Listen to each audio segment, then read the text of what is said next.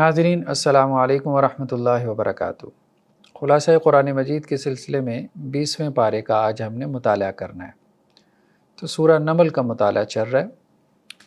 20ویں پارے کے شروع میں اللہ عز و جل نے دعا کے بارے میں کچھ احکامات کو بیان کیا ہے اور فرمایا کہ امن یجیب المضطر اذا دعا، کون ہے جو کسی مضطر کی بے چین کی دعا کو قبول کرتا ہے جب کہ وہ مضطر اور بے چین شخص اللہ سے دعا کرتا ہے۔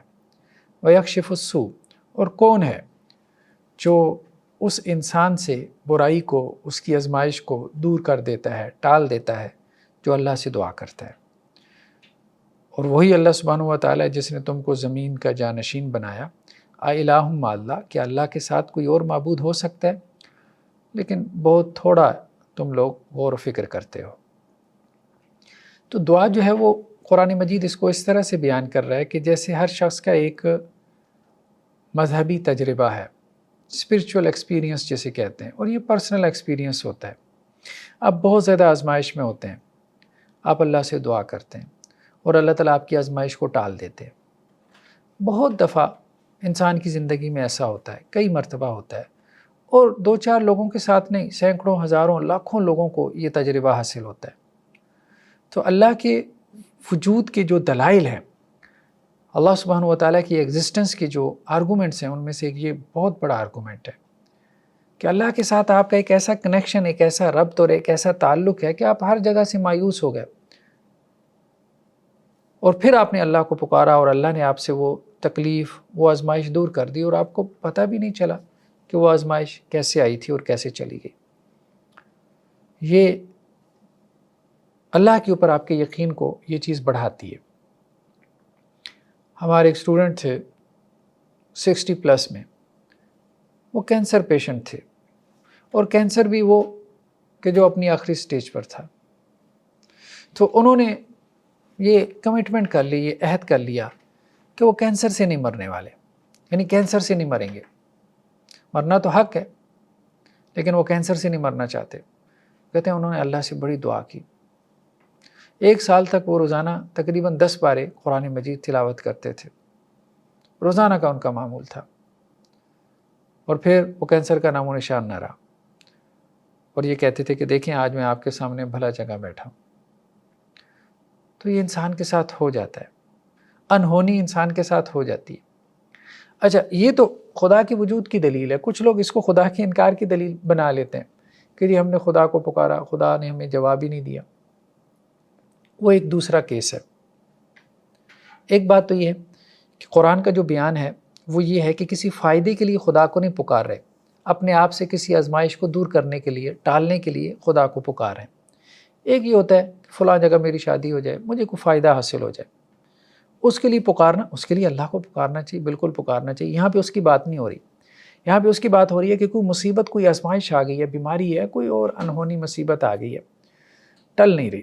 ایسے میں انسان بے چین ہو جاتا ہے، یعنی مضطر انسان، بے چین انسان، اب وہ اپنے اس اضطراب سے، بے چینی سے نکلنا چاہتا ہے، اور وہ اللہ کو پکارتا ہے سچے دل کے ساتھ، تو اللہ تعالیٰ لازماً اس کی دعا کو سنتے ہیں۔ اب یہ بھی نہیں ہے کہ وہ صبح شام اللہ سے جو ہے وہ دعا کرے اور کہے کہ جی بس اللہ تو بس میری خدمت پہ لگا ہے یا لگا رہے، اور میں ادھر سے دعا کروں اور ادھر سے اللہ تعالیٰ قبول کر لیا کرے۔ یہ نہیں، مطلب زندگی میں ہر بندے کو ایسا ایکسپیرینس ہوتا ہے، 1 مرتبہ، 2 مرتبہ، 4 مرتبہ، لیکن کوئی کہے کہ جی صبح شام مجھے ایسا ایکسپیرینس ہونا چاہیے کہ ہر آزمائش بس میں ہاتھ اٹھاؤں اور اللہ تعالیٰ اس کو ٹال دے، یہ ڈیفرنٹ چیز ہے۔ یہاں پہ اس کی بات نہیں ہو رہی۔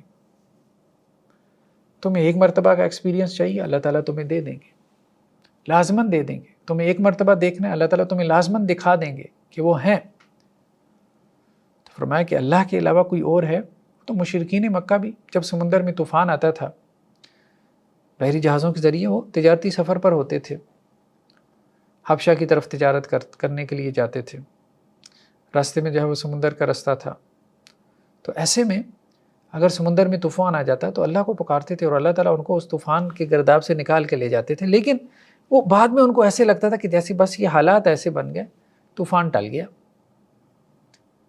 یہ بات نہیں سمجھتے تھے کہ ہم نے اللہ کو پکارا تھا اور اللہ نے یہ سب کچھ کر دیا. ہوتا تو حالات کے تحت ہی ہے, وہی فزیکل لاز کے تحت ہوتا نظر آ رہا ہوتا ہے. انسان بعد میں جو ہے وہ اس کی طرف اپنا رخ موڑ لیتا ہے اور اللہ سے اعراض کر لیتا ہے.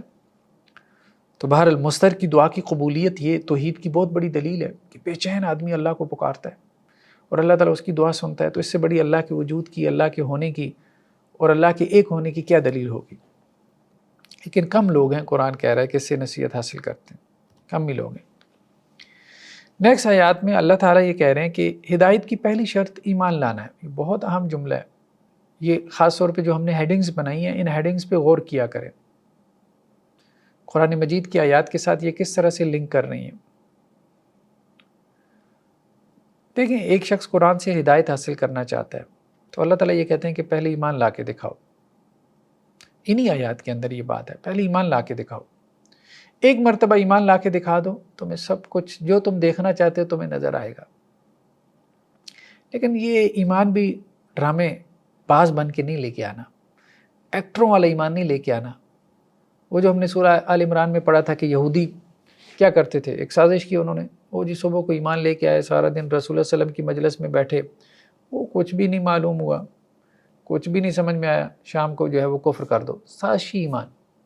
تو کچھ ایسے بھی ہیں ملحدین, ایتھیسٹ, وہ جی ہم تو ایمان لے کے آئے تھے, ہمیں تو کچھ بھی نہیں نظر آیا.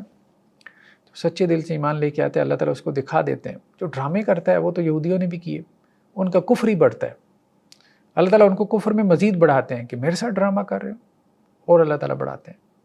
اب آخرت میں جو ہے وہ تاکہ اس کی سزا بڑھے. تو فرمایا اے نبی صلی اللہ علیہ وسلم, آپ مردوں کو نہیں سنوا سکتے. مردے نے کیا سننا ہے, مردہ نہیں سن سکتا, اس کی سماعت بصارت سب ختم.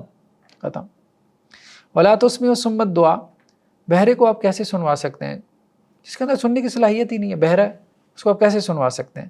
اذا ولوا مدبرین, سونے پہ سہاگا یہ کہ وہ بہرا جو ہے وہ آپ سے پشت بھی کر لے. یعنی ایک تو ویسے ہی بہرا ہے اور دوسرا منہ بھی اس طرف کیا ہوا ہے. تو اللہ سبحانہ و تعالیٰ نے ہر انسان کے اندر روح رکھی ہے. روح کی بھی جو ہے وہ آنکھ, کان, اور اس کی بھی جو ہے وہ سماعت اور بصارت ہے. تو جو ایمان لے کے آتا ہے اس کی روح زندہ ہو جاتی ہے, اس کی روح دیکھنا شروع کر دیتی ہے, وہ اسپرچولی چیزوں کو آبزرو کرتا ہے. یہ جو 5 سینسز ہیں یہ تو ہماری فزیکل باڈی کی 5 سینسز ہیں, جس کی بنیاد پہ سائنس کہتی ہے کہ ہم آبزرویشن کر رہے ہیں اور ڈیٹا کلیکٹ کر رہے ہیں اور جو ہے وہ انفارمیشن یا نالج حاصل کر رہے ہیں. ایک اللہ نے ہمارے اندر روح رکھی ہے, اس کی بھی سینسز ہیں.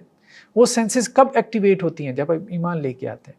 جب آپ ایمان لے کے آتے ہیں پھر آپ کی روح دیکھنا شروع کر دیتی ہے, اور جب روح دیکھتی ہے پھر وہ دیکھتا ہے جو آپ دیکھنا چاہتے تھے. تو فرمایا کہ آپ ان بہروں کو سنوا نہیں سکتے. بظاہر تو یہ سننے والے ہیں لیکن ان کی روح نہیں سن رہی نا, اندر روح کو تو انہوں نے دفن کر دیا. اس حیوانی وجود کو انہوں نے روح کا مدفن بنا دیا. یعنی یہ مقبرہ ہے جس کے اندر روح دفن ہو گئی ہے, روح زندہ ہے ہی نہیں. روح کی زندگی کے لیے ضروری ہے کہ وحی کے ساتھ اس کا کنیکشن قائم ہو. جب تک روح کا وحی کے ساتھ کنیکشن قائم نہیں ہوتا اس وقت روح زندہ نہیں ہوتی, اور وحی کے ساتھ کنیکشن تبھی قائم ہوگا جب ایمان لے کے آئے گا. وما انت بہادی العمی عن ضلالتہم, اور آپ اندھوں کو راستہ نہیں دکھا سکتے. اندھے کو آپ کیسے راستہ دکھا سکتے ہیں؟ ٹھیک ہے, آپ اندھے کو راستہ نہیں دکھا سکتے. یہاں اندھے سے مراد کون ہے؟ جو بظاہر تو دیکھتا ہے لیکن اس کی روح نہیں دیکھ رہی, اور پھر وہ اندھا ہے بھی گمراہ. ٹھیک ہے, تو آپ اس کو گمراہی سے کیسے نکال کے راستے پہ لا سکتے ہیں؟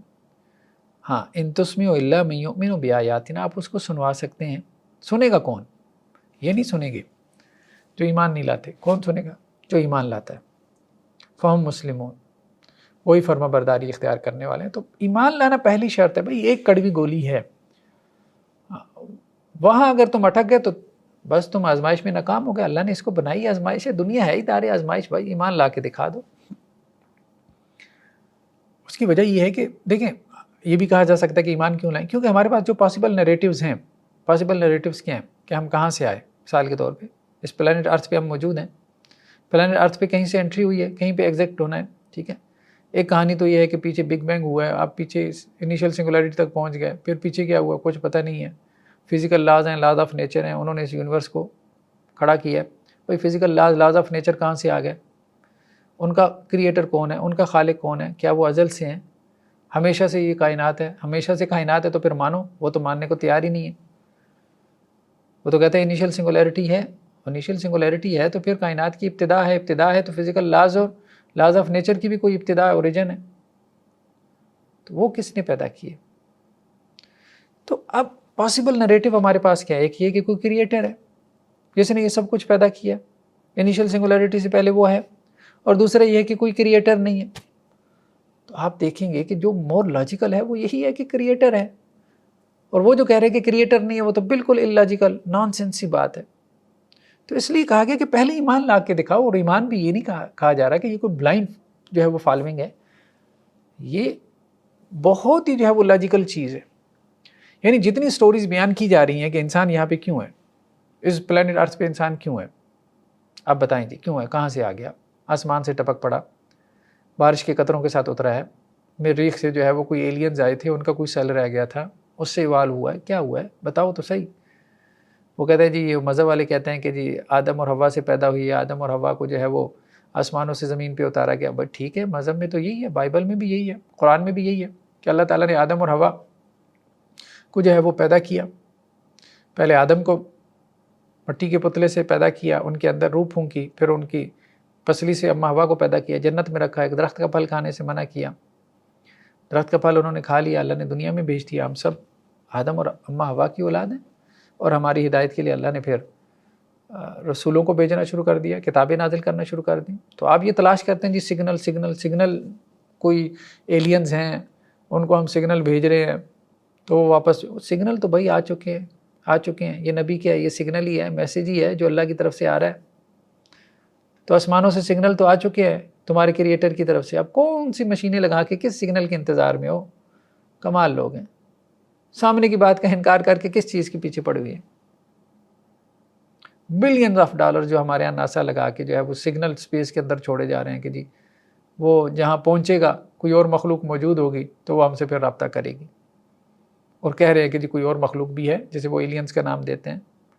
وہ بھائی اور مخلوقات تو ہیں، فرشتے بھی ہیں، وہ فرشتے یہی تو سگنل لے کے آ رہے ہیں سگنل تو تمہارے پاس آ چکے ہیں، وہ سگنل ریسیو ہی نہیں کر رہے، کمال لوگ ہیں۔ تو یہ بات کہی جا رہی ہے کہ ایمان نہیں لاتے نا، ایمان نہیں لاتے تو سن ہی نہیں سکتے، سامنے کی بات نہیں سن سکتے، اندھے بہرے ہو گئے ہیں، آنکھیں ہیں، نہیں سمجھ ہی نہیں آ رہی بات، یہ ٹھیک ہے، وہ بات ان کو سمجھ ہی نہیں آ رہی جو سامنے کی بات ہے، اور اٹکل پچو کے پیچھے پڑے ہوئی ہے۔ اس کی وجہ یہ ہے کہ ایمان لانا لازمی شرط ہے، ایمان لے آؤ، ساری باتیں تمہارے لیے یہ سب ڈی کوڈ ہو جائے گا، سب سمجھ آنا شروع ہو جائے گا۔ بھائی اپنی سائنٹیفک لینگویج میں سمجھ لو، اس کو سگنل کہہ دو، ہم اس کو میسج کہتے ہیں، تم اس کو سگنل کہہ دو کہ سگنل آیا آسمانوں سے، اور ریسیو بھی کیا لوگوں نے۔ ایک بندے نے ریسیو نہیں کیا، صرف محمد صلی اللہ علیہ وسلم نے ریسیو نہیں کیا، بہت سارے لوگوں نے ریسیو کیا، ہر دور میں ریسیو کیا، سگنل آئے ہیں، لوگوں نے ریسیو بھی کیے ہیں، اور سگنل بھی سیم ہے، میسج بھی سیم ہے اس سگنل میں جو بار بار آ رہا ہے، اور کتابی صورت میں بھی آ رہا ہے، صرف بندوں پہ نہیں آ رہا، کتابی صورت میں بھی آ رہا ہے۔ اور تمہیں کیا چاہیے بھائی، اور کیا چاہیے؟ اب تم یہ چاہتے ہو کہ تمہاری مشین میں آئے، کیوں آئے تمہاری مشین میں؟ پیدا کرنے والی کی مرضی، جس طرح مرضی رابطہ کرے، تم اس کو مجبور کر سکتے ہو کہ تمہارے طریقے سے رابطہ کرے۔ اس لیے انسان جب اندھا بہرا ہو جاتا ہے، اس کی روح مر جاتی ہے، جب وہ ایمان نہیں لے کے آتا تو پھر اسے سامنے کی ہدایت بھی نہیں نظر آتی۔ تو ایمان لانا شرط ہے، سب باتیں آپ کو سمجھ میں آنا شروع ہو جاتی ہیں، واللہ سمجھ میں آنا شروع ہو جاتی ہیں، کوئی آپ کے لیے الجھن باقی نہیں رہ جاتی، اللہ تعالیٰ آپ کے لیے رستے کھول دیتے ہیں۔ نیکسٹ آیات میں یہ بیان کیا جا رہا ہے کہ قیامت کی جو بڑی نشانیاں ہیں، قیامت کے سائنز ہیں، قیامت سے پہلے جن کا ظہور ہوگا، کچھ میجر سائنز ہیں، کچھ مائنر سائنز ہیں۔ تو قیامت کی بڑی نشانیوں میں ایک کیا ہے؟ دابۃ الارض، زمین میں سے ایک جانور نکلے گا، عجیب الخلق، عجیب شکل و صورت کا جانور ہوگا۔ کچھ لوگوں نے کہا کہ ڈینوسار ہوگا، واللہ عالم، اللہ بہتر جانتا ہے، لیکن بعض روایات میں ہے کہ وہ لوگوں کے ساتھ گفتگو کرے گا، کلام کرے گا، اور لوگوں کو بتائے گا کہ تم نے کیا کھایا پیا، یہ بھی بتائے گا تمہارے دل کی کیا کیفیت ہے، ایمان ہے تمہارے دل میں، نفاق ہے۔ تو قرآن نے اس کی طرف اشارہ کیا کہ جب اللہ کی طرف سے عذاب کا وعدہ پورا ہو جائے گا، اخرجنا لہم دابۃ من الارض، ہم ان کے لیے زمین میں سے ایک جانور نکالیں گے، تکلمہم، اور ان سے کلام کرے گا، ان الناس کانوا بآیاتنا لا یوقنون، کیونکہ لوگ ہماری آیتوں پہ ایمان نہیں رکھتے تھے، یقین ہی نہیں تھا انہیں، کیونکہ قیامت آنی ہے، کوئی خدا ہے، اب جیسے ایتھیسٹ ملحدین لگی ہوئی ہیں، یقین ہی نہیں ہے۔ تو اللہ تعالیٰ پھر آخر درجے میں یقین دلوانے کے لیے کیا کریں گے؟ زمین سے ایک جانور نکالیں گے جو انہیں بتائے گا، پھر وہ انہیں یقین کروائے گا کہ ہاں خدا ہے، لیکن اس وقت تک بہت دیر ہو چکی ہوگی۔ قیامت کی بعض نشانیاں تو ایسی ہیں کہ جب وہ ظاہر ہو جائیں گی تو اس کے بعد تو ایمان کا دروازہ بھی بند ہو جائے گا، توبہ کا دروازہ بھی بند ہو جائے گا، پھر تو سب کچھ دیکھ لیا۔ جیسے سورج مغرب سے نکل آیا تو پھر توبہ کا دروازہ بند، اب تو سب کچھ دیکھ لیا بھائی، اب اس کے بعد ایمان لانے کا فائدہ کوئی فائدہ نہیں ہے۔ یہ تو آزمائش تھی، ٹیسٹ تھا، جس ٹیسٹ میں تم ناکام ہو چکے۔ بن دیکھے ایمان لانا یہ خدا کا مطالبہ ہے، بس اس کو سمجھو تمہارے رب نے تمہیں آزمایا ہے، اچھے سے ٹھوک بجا کے آزمایا ہے، اور خدا چاہتا ہے اسی طرح مجھے مان کے دکھاؤ، بس اسی طرح مان کے دکھاؤ۔ ہاں اس طرح نہیں مان سکتے تم ناکام ہو، بس دوڑ جاؤ۔ باقی دکھانا وکھانا ہم دکھا دیں گے، جب دکھائیں گے تو پھر اس کے بعد ہم نے تم سے کوئی ایمان کا مطالبہ نہیں کرنا، اس کے بعد تو پھر جزا و سزا ہے۔ تو بھئی وہ کریٹر ہے، جیسے مرضی جو ہے وہ امتحان لے۔ اور پھر یہ اگر کوئی کہتا ہے کہ جی نہیں امتحان ایسا تھا جس میں کوئی پاس ہی نہیں ہو سکتا تھا، تو یہ بھی جھوٹ بولتے ہیں۔ 2 ارب مسلمان ہیں، 2 ارب مسلمان ہیں، 1/4 1/3 جو ہے وہ کرسچینز ہیں تقریباً۔ 2 بلین مسلمان ہیں، 2.4 بلین تقریباً کرسچین ہیں۔ کرسچین بھی خدا کو مانتے ہیں، ایگزسٹنس آف گاڈ۔ جیوز بھی مانتے ہیں، خدا کو تو ماننے والے بہت ہیں۔ مور دین 60% آف ورلڈ پاپولیشن، 60% دنیا کی آبادی کا تو صرف سیمیٹک ریلیجن ہے، یہودی، عیسائی اور مسلمان۔ تو کوئی ایکسکیوز تو ہے ہی نہیں کہ انسان کہے جی ایکسکیوز تھا میں خدا کو نہیں مان پایا۔ ایکسکیوز کس چیز کا؟ ایکسکیوز تھا تو آدھی سے زیادہ دنیا خدا کو مان رہی تھی، آدھی سے زیادہ کیا تقریباً ساری دنیا خدا کو مان رہی ہے۔ خدا کو تو مان رہی ہے نا، باقی خدا کے ساتھ شرک کرنا یہ اس کے بعد کا معاملہ ہے۔ جو شرک کرتا ہے خدا کے ساتھ، ظاہری بات ہے پہلے وہ خدا کو مانے گا تو خدا کا کوئی پارٹنر بنائے گا نا، اس کا شریک بنائے گا۔ کریٹر کو مانے گا تو اس کا کوئی شریک بنائے گا۔ پھر کریشن میں کوئی شریک نہیں بناتا، وہ تو آگے چل کے اختیارات میں شریک بناتے ہیں۔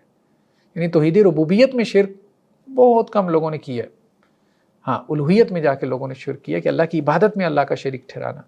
اس میں کسی نے نہیں شریک ٹھہرایا کہ اس یونیورس کو بنانے میں کوئی اللہ کے ساتھ کوئی پارٹنر ہے، یہ تو کسی نے بھی نہیں کیا، بدترین مشرکوں نے بھی یہ کام نہیں کیا۔ تو یہ بات اللہ تعالیٰ کہہ رہے ہیں کہ ہم اپنی نشانیاں ان کو دکھائیں گے، پھر ان کے لیے واضح کریں گے، لیکن اس وقت جب کہ وہ نشانیاں ظاہر ہوں گی پھر ان کا ایمان لانا، شرمندہ ہونا وقت نکل چکا ہوگا، وہ کام نہیں آئے گا۔ نیکسٹ آیات میں قیامت کے احوال کا بیان ہے۔ ہم نے کہا تھا کہ مکی صورتوں کے جو میجر ٹاپکس ہیں ان میں ایک توحید ہے، بلیف ان گاڈ، دوسرا رسالت ہے، بلیف ان پروفٹس یا پروفٹ ہوڈ، اور تیسرا جو ہے وہ آخرت ہے، یعنی belief in the last day. انسان کے عمل کے اوپر سب سے زیادہ جس ایمان کا اثر ہوتا ہے وہ آخرت پر ایمان ہے، کہ ایک دا ڈے آف ججمنٹ ہے، جس دن آپ نے اللہ کے سامنے پیش ہونا ہے، ایک یوم حساب ہے، روز حساب ہے، جس میں آپ کو اپنے اعمال کا حساب دینا ہے۔ جیسے رزلٹ ڈے کی وجہ سے ہمارے یہاں بچے محنت کرتے ہیں کہ جس دن پاس اور فیل ہونے کا جو ہے وہ اعلان ہونا ہوتا ہے، تو اسی طرح سے ایک رزلٹ ڈے ہے جسے ہم قیامت کا دن کہتے ہیں۔ تو اس وجہ سے انسان پھر جو ہے وہ چوکنا رہتا ہے اور اپنے اعمال کو درست کرنے کی کوشش کرتا ہے، یعنی ایفرٹ کرتا ہے، جیسے کہ ایک اسٹوڈنٹ اپنی اسٹڈی کے لیے جو ہے وہ ایفرٹ کرتا ہے، کیونکہ اس کو پتہ ہے کہ اسے جو ہے جب مارک شیٹ جو ہے وہ ہاتھ میں تھمائی جائے گی تو وہ مارک شیٹ جب وہ مارکیٹ میں لے کے جائے گا تو اگر اس پہ کچھ ہوگا تو اس کو وہ کام آئے گا، ورنہ تو اس کا ضائع جائے گا، بیکار جائے گا۔ جو 4 ایئرز ہیں، جو اس کی جو بھی آپ کہہ لیں کہ جی روپیہ پیسہ ہے جو اس نے اس پہ لگایا ہے، انویسٹمنٹ کی ہے۔ تو اسی طرح سے آخرت کا معاملہ ہے، سب کو اعمال نامے دیے جائیں گے۔ اعمال نامے کیا ہے؟ بیسیکلی مارک شیٹس ہیں جو ہمیں ملیں گی آخرت میں۔ یہ دنیا جو ہے وہ ایک امتحان ہے، ایک ٹیسٹ ہے، اور اس میں جو کچھ ہم کر رہے ہیں اس سب کو ہم اپنے اعمال نامے میں دیکھیں گے۔ تو اللہ سبحانہ و تعالیٰ کہہ رہے ہیں کہ سور میں پھونکا جائے گا، یعنی قیامت والے دن، جیسے کہ حضرت اسرافیل علیہ السلام روایتوں میں آتا ہے کہ اپنے منہ میں سور لے کے انتظار میں ہے کہ کب اللہ کی طرف سے حکم آئے اور وہ سور میں پھونک دیں، اور وہ آواز اتنی اونچی ہوگی کہ جیسے کانوں کے پردے جو ہے وہ پھاڑ دے گی، لیکن اس سے پہلے ہر انسان کے اوپر گھبراہٹ طاری ہوگی۔ انسان کیا، اللہ تعالیٰ تو یہ کہہ رہے ہیں فَفَزِعَ مَن فِي السَّمَاوَاتِ وَمَن فِي الْأَرْضِ، آسمانوں میں جو ہے اس پہ بھی گھبراہٹ طاری ہو جائے گی، جو زمین میں اس پہ بھی، اِلَّا مَن شَاءَ اللَّهُ، سوائے اس کے کہ جس کے بارے میں اللہ چاہے۔ فرشتوں کے اوپر بھی گھبراہٹ طاری ہو جائے گی۔ جیسے دنیا میں ہم دیکھتے ہیں کہ اگر کسی کے ساتھ اللہ نہ کرے کوئی ہارٹ اٹیک کا معاملہ ہو، یا ویسے دل کے اوپر جیسے کوئی کسی اور بیماری کی وجہ سے پریشر آ جاتا ہے، تو انسان پہ بہت گھبراہٹ طاری ہو جاتی ہے۔ یہ تو جن کو کوئی ایسا ایکسپیرینس ہوا ہو تو وہ اس بات کو جو ہے وہ فیل کر سکتے ہیں، اچھے سے انڈرسٹینڈ کر سکتے ہیں۔ انسان کو ٹھنڈے پسینے آتے ہیں، بلڈ پریشر اس کا جو ہے وہ لو ہو جاتا ہے۔ تو یہ سب کچھ، اور قیامت کی گھبراہٹ تو اس سے بہت بڑھ کے ہوگی۔ ہاں، جس کے بارے میں اللہ تعالیٰ چاہیں گے اس پہ وہ گھبراہٹ طاری نہیں ہوگی، جیسے کہ اہل ایمان جنہوں نے ایمان کے ساتھ جو ہے وہ زندگی گزاری. وَكُلُّنَا أَتَوْهُ دَاخِرِينَ، اور سب اس دن اللہ کے سامنے ہیں وہ عاجز ہو کے آئیں گے اللہ کے سامنے. اور آپ دیکھتے ہیں پہاڑوں کو تو آپ یہ خیال کرتے ہیں کہ یہ اپنی جگہ پہ جمے ہوئی ہیں، پہاڑ میخوں کی طرح گڑے ہوئی ہیں. وہ یہ تمر و مر السحاب، یہ پہاڑ ایسے ہو رہے ہیں کہ جیسے بادل اڑتے ہیں، یعنی روئی کے گالوں کی طرح پہاڑ اڑنا شروع ہو جائیں گے. یہ زلزلے کی کیفیت ہوگی زمین کی ہلا مارنے کی، کہ پہاڑ جو زمین کے اندر گڑے ہوئے ہیں تو یہ سب جو ہے وہ روئی کے گالوں کی طرح بادلوں کی طرح اڑنا شروع کر دیں گے. تو پھر انسان کی کیا حیثیت رہ جائے گی؟ کچھ بھی نہیں حیثیت رہ جائے گی. یہ ایسی ہے کہ جیسے گریوٹی اگر ختم ہو جائے اور انسان ایسی ایٹ رینڈم جو ہے وہ اڑنا شروع کر دے تو مطلب وہ کتنا جو ہے وہ انسیکیور، اپنے آپ کو انسیکیور جو ہے وہ فیل کرے گا. تو فرمایا صنع اللہ الذی اتقن کل شیء، یہ تو اللہ تعالیٰ کی کاریگری ہے، اللہ کی کریشن ہے، اور دیکھو اللہ نے اپنی کریشن کو کیسا مضبوط بنایا ہے. ٹھیک ہے، تو اس دن اللہ تعالیٰ اپنے کچھ فزیکل لاز کو کیا کریں گے، وہ توڑیں گے، اور پھر جو ہے وہ قیامت برپا ہوگی. پھر انسان کو جو ہے وہ سمجھ آئے گی اس دن، لیکن اس دن کی سمجھ اس کو کچھ فائدہ نہیں دے گی. سورہ نمل کے بعد ابھی 20ویں پارے میں ہم یہ دیکھتے ہیں کہ سورہ قصص ہے، اس میں کچھ انبیاء کے قصوں کا بیان ہے. خاص طور پہ حضرت موسیٰ علیہ السلام کا قصہ تفصیل سے بیان ہوا ہے. ہم نے پہلے بھی کئی مرتبہ شاید یہ بات بیان کی ہے کہ قرآن مجید میں موسیٰ علیہ السلام کا، بنی اسرائیل کا تذکرہ کثرت سے ہمیں ملتا ہے. اس کی وجہ یہ ہے کہ امت مسلمہ سے پہلے جو یعنی امت محمدیہ علیہ السلام سے پہلے جو امت تھی، امت مسلمہ، وہ آل یہود تھے، وہ امت یہود تھی. تو اس لیے ان کو بہت زیادہ مخاطب کر کے مسلمانوں کو جو ہے ایک طرح سے ایڈریس کیا گیا کہ دیکھو انہوں نے یہ کیا تو آج وہ کس طرح سے جو ہے وہ اللہ کے ہاں مغضوب علیہم قوم بن گئی ہے، کہ یعنی ان کے اوپر جو ہے وہ اللہ کا غضب ہوا. تو تم بھی ایسے نہ ہو جانا. تو حضرت موسیٰ علیہ السلام کا قصہ بیان کرتے ہوئے یہ بتایا جا رہا ہے کہ وَدَخَلَ الْمَدِينَةَ عَلَىٰ حِينِ غَفْلَةٍ مِّنْ أَهْلِهَا. حضرت موسیٰ علیہ السلام کا قصہ تفصیل سے مختلف مقامات پہ قرآن میں بیان ہوا ہے کہ فرعون کو جو ہے وہ اس کے جادوگروں نے جیسے کوئی اطلاع دی تھی کہ کوئی ایسا شخص بنی اسرائیل میں پیدا ہوگا جو تمہاری سلطنت کے لیے خطرہ بنے گا، تو اس نے بنی اسرائیل کے تمام بچوں کو قتل کروانا شروع کر دیا تھا. لیکن حضرت موسیٰ علیہ السلام کی والدہ نے ان کی پیدائش کے بعد ان کو ایک تابوت میں رکھا اور ایک نہر میں جو ہے وہ بہا دیا. تو اب وہ پانی میں بہتے بہتے فرعون کے محل کے قریب سے گزرے تو فرعون کی بیوی آسیہ، انہوں نے اس کو اٹھا لیا اور اس کو بچے کو اپنے مطلب شوہر یعنی فرعون سے کہا کہ ہم اس کو اڈاپٹ کر لیتے ہیں. فرعون شروع میں ہیزیٹیشن کا شکار ہوا کہ معلوم نہیں بنی اسرائیل کا ہی نہ ہو، لیکن بہرحال وہ پھر اللہ تعالیٰ نے جو ہے وہ حضرت موسیٰ علیہ السلام کی ایسی محبت ڈال دی کہ وہ پھر حضرت موسیٰ علیہ السلام کو انہوں نے پال پوس کے بڑا کیا. تو حضرت موسیٰ علیہ السلام کو معلوم تھا کہ وہ بنی اسرائیل میں سے ہیں، فرعون کو شک تھا، اس کو یقین نہیں تھا. حضرت آسیہ جو فرعون کی بیوی تھیں وہ پھر بعد میں ایمان بھی لے آئے. تو خیر حضرت موسیٰ علیہ السلام جب فرعون کے محل میں پلے بڑے، یعنی جس سے فرعون ڈر رہا تھا اللہ تعالیٰ نے اس کو فرعون کے گھر میں پیدا کر دیا. تو جس کی خاطر فرعون نے جو ہے وہ ہزاروں بنی اسرائیل کے بچوں کو قتل کروایا، اس بچے کو فرعون جو ہے وہ خود سے پال رہا تھا. یہ اللہ کی قدرت دیکھیں.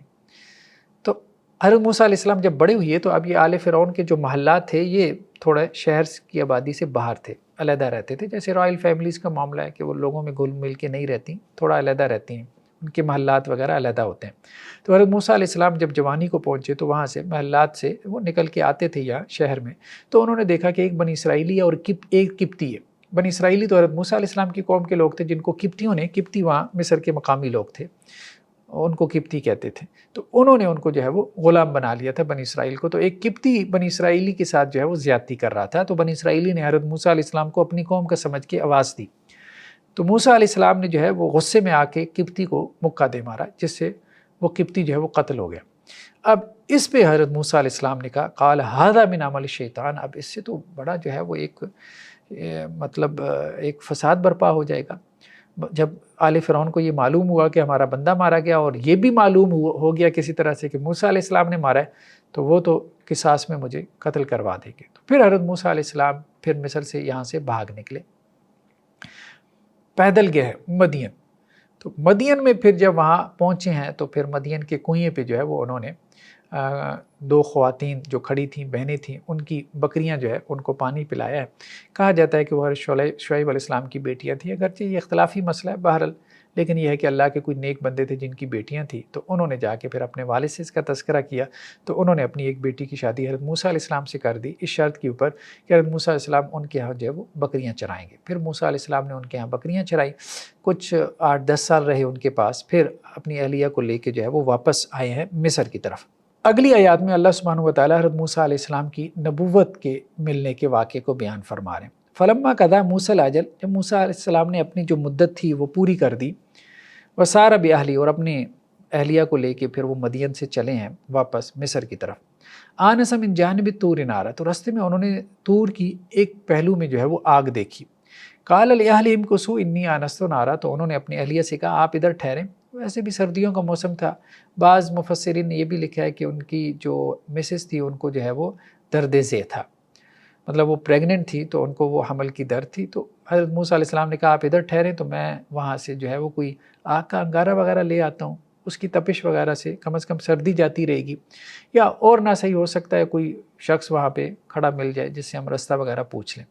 تو حضرت موسیٰ علیہ السلام جب وہ کوئی طور کے پاس آئے ہیں جہاں انہوں نے طور سے آگ دیکھی تھی، تو پھر حضرت موسیٰ علیہ السلام سے جو ہے وہ اللہ سبحانہ وتعالیٰ نے خطاب کیا اور کہا کہ اے موسیٰ میں تمہارا پروردگار ہوں، میرے علاوہ کوئی معبود نہیں۔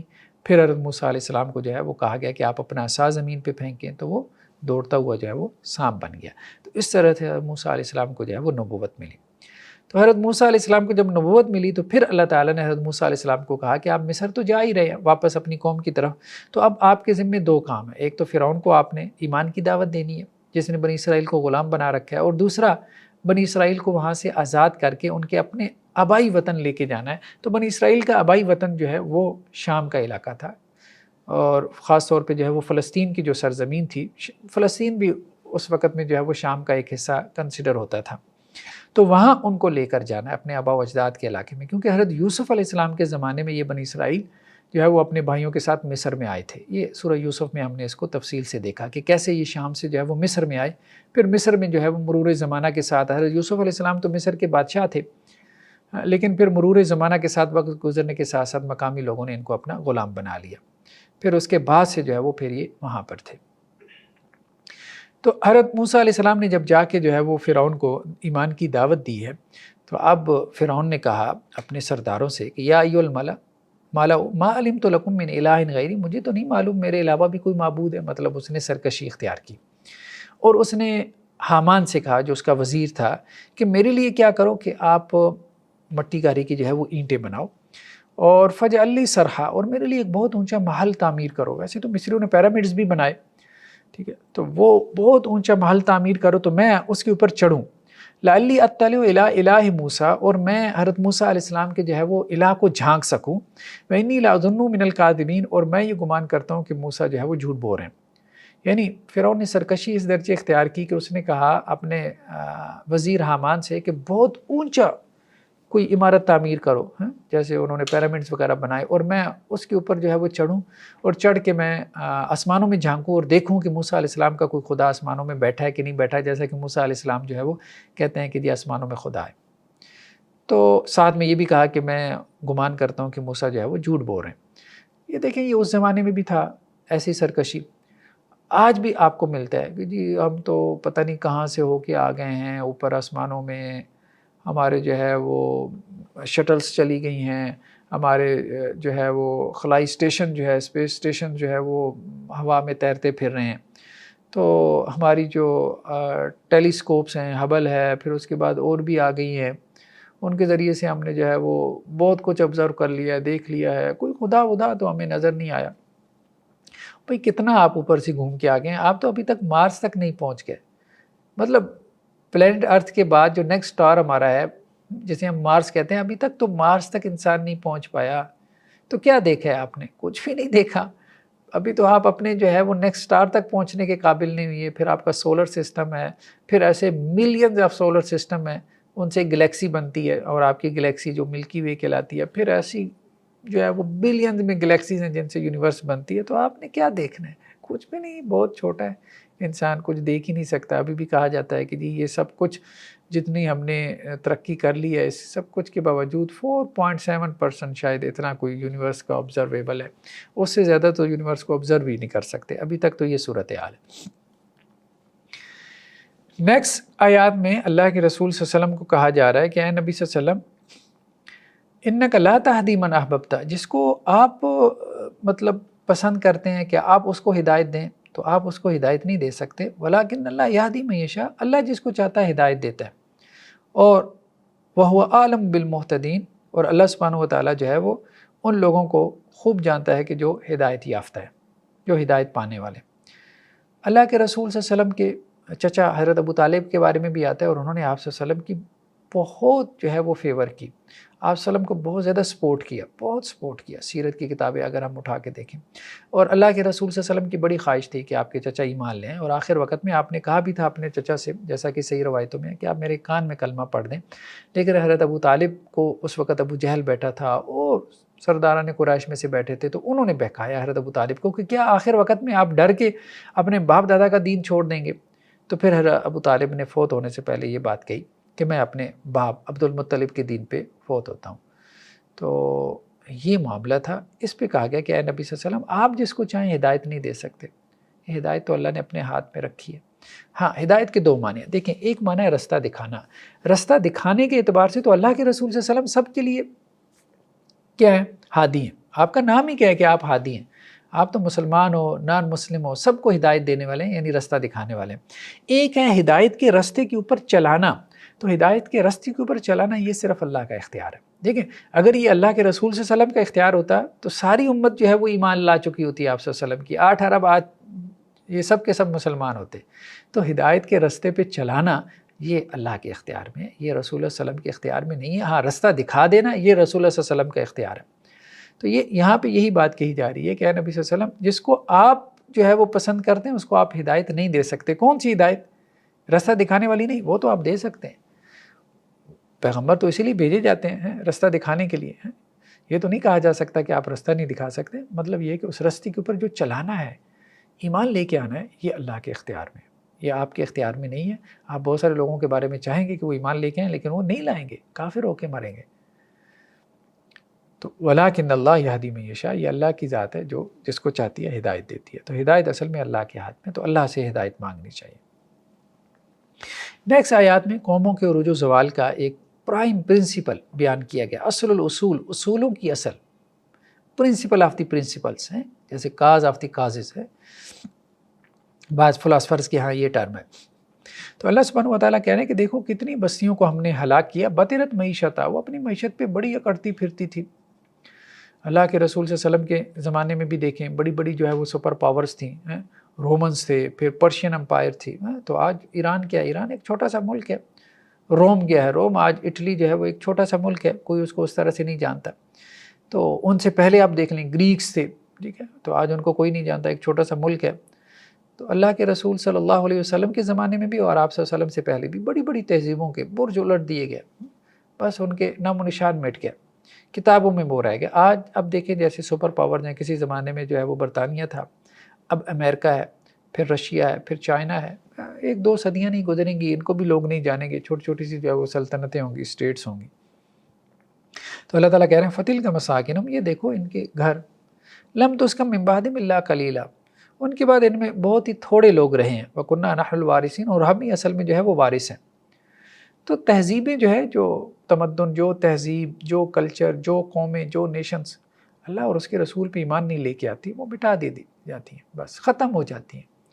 باقی صرف وہی تہذیب رہے گی، وہی تمدن باقی رہے گا کہ جو اللہ اور اس کے رسول پہ ایمان لے کے آئے۔ 1400 سال سے جیسے دیکھیں اسلامی تہذیب اور تمدن ہے، اپنی پوری آن بان شان کے ساتھ کھڑی ہے۔ ٹھیک ہے مسلمانوں کے اوپر اونچ نیچ آتی رہتی ہے، وہ آتی جاتی رہے گی، لیکن آج بھی 60 کے قریب مسلم کنٹریز تو ہیں۔ اسلام تو موجود ہے، باقی یہ ہے کہ پریکٹس اس طرح سے نہیں ہو پا رہا، وہ ایک علیحدہ مسئلہ ہے۔ لیکن جس طرح سے اسلام کھڑا ہے، یعنی جس طرح سے مسلمان اپنے دین کو پریکٹس کر رہے ہیں، شاید ہی کوئی اور اپنے دین کے فالورز اس طرح سے جو ہے وہ پریکٹس کر رہے ہیں۔ یہ بات مطلب کمپیریٹیو اسٹڈی میں اگر آپ دیکھیں تو آپ کو ماننی پڑے گی۔ باقی مسلمانوں کے اندر کمیاں کوتاہیاں، وہ بات اپنی جگہ پہ درست ہے۔ نیکسٹ آیات میں کیا کہا جا رہا ہے کہ آپ کا رب جو ہے وہ بستیوں کو ہلاک کرنے والا نہیں جب تک کہ ان بستیوں کی ماں میں، یعنی ان کی کیپٹل میں، دارالخلافہ میں کوئی رسول نہ بھیجے جو انہیں ہماری آیات پڑھ کے سنائے، اور ہم بستیوں کو ہلاک نہیں کرتے جبکہ اس کے رہنے والے ظالم ہوں۔ جب کسی بستی کے، کسی قوم کے لوگ ظالم ہو جاتے ہیں اور جب تک کسی قوم کی طرف کوئی رسول نہیں بھیجا جاتا اس وقت تک اس کو ہلاک نہیں کیا جاتا. تو اللہ تعالیٰ نے اسی طرح سے کیا. جیسے مکہ، مدینہ اور طائف یہ 3 بستیاں تھیں، تو اللہ تعالیٰ نے مکہ کے اندر، چونکہ وہ مرکزی بستی تھی، تو اپنے پیغمبر کو بھیجا. اب ارد گرد کی جتنی بھی بستیاں تھیں سب کے لیے ان کے اوپر جو ہے وہ حجت قائم ہو گئی. تو ہر بستی کی طرف بھی رسول نہیں آیا. یہ بھی بات درست ہے کہ جہاں پہ بھی کوئی تھوڑے سے جو ہے وہ آپ کو آثار نظر آتے ہیں تو آپ کہتے ہیں جی اب یہاں کوئی ہمیں یہ دکھائیں کسی طرح سے کہ جی یہاں پہ کوئی نبوت بھی تھی کہ نہیں تھی. جو بستیوں کی ماں ہوتی ہے نا، ماں ہوتی ہے جو کیپٹل جسے ہم کہتے ہیں، اس کی طرف رسول بھیجا جاتا تھا. تو وہ قریب کے سارے علاقے جو ہے وہ اس سے خبردار ہو جاتے تھے، کیونکہ وہ اس کیپٹل کے ساتھ جو ہے وہ لنکڈ ہوتے تھے تجارت کے ذریعے سے یا کسی اور راستے سے. نیکسٹ آیات میں دنیا اور آخرت کا تقابل کیا گیا، اور یہ بات کہی جا رہی ہے کہ دیکھو جس سے ہم نے اچھا وعدہ کیا اور وہ اس وعدے سے ملنے والا ہے. یعنی بندہ مومن کو دنیا میں نہیں ملتا. آپ یوں سمجھ لیں جیسے ہم اپنی زبان میں کہتے ہیں کہ اللہ تعالیٰ نے لارے پہ رکھا ہوا ہے.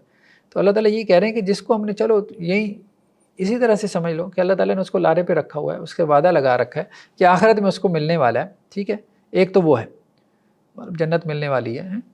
تو مومن کے ساتھ وعدہ حور و قصور تو ہے، جیسے علامہ اقبال علیہ الرحمٰ نے بھی کہا ہے کافر کو تو دنیا میں حور و قصور مل جاتی ہے، محلات بھی اور حوریں بھی، اور اس کو آخرت میں تو اللہ تعالیٰ وہی بات کمپیریزن کر رہے ہیں کہ دیکھو بات یہ ہے کہ ایک وہ شخص ہے جس سے ہم نے وعدہ کر رکھا ہے اور وعدہ بڑا اچھا ہے کہ یہ دیں گے. ٹھیک ہے، اور دوسرا کیا ہے کہ جس کو ہم نے دنیا میں ہی دے دیا. کم متانا و متاع الحیات دنیا میں کچھ دے دیا. دنیا کا تو ہے ختم ہو جائے گا. کتنی لائف ہے آپ کی؟ ایوریج ہے جہاں پاکستان میں 60 ایئرز ہے، کہیں پہ 70-80 ایئرز ہوگی. کچھ بھی نہیں ہے آخرت کے مقابلے میں، کچھ بھی نہیں ہے. وہ تو نہ ختم ہونے والی زندگی ہے. ٹھیک ہے، تو دونوں برابر ہو سکتے ہیں؟ ٹھیک ہے، برابر نہیں ہو سکتے. تو اللہ تعالیٰ کہہ رہے ہیں جو دنیا میں یہاں تھوڑی سی عیاشی جو ہے تم کو نظر آ رہی ہے، یہ چمک دمک، رونق دونک، روپیہ پیسہ ہے جس سے انسان متاثر ہو جاتا ہے. یہ شوبز کی جو لوگ ہوتے ہیں ان کے جو لائف سٹائل ہوتا ہے، ان کے گھر وغیرہ آپ دیکھ کے جو ہے وہ 4 کنال کے اور 8 ایکڑ کے گھر ہیں اور دنیا کی ہر نعمت ہے. کچھ بھی نہیں ہے آخرت کے مقابلے میں، کچھ بھی نہیں ہے. جنت کے مقابلے میں کچھ بھی نہیں ہے.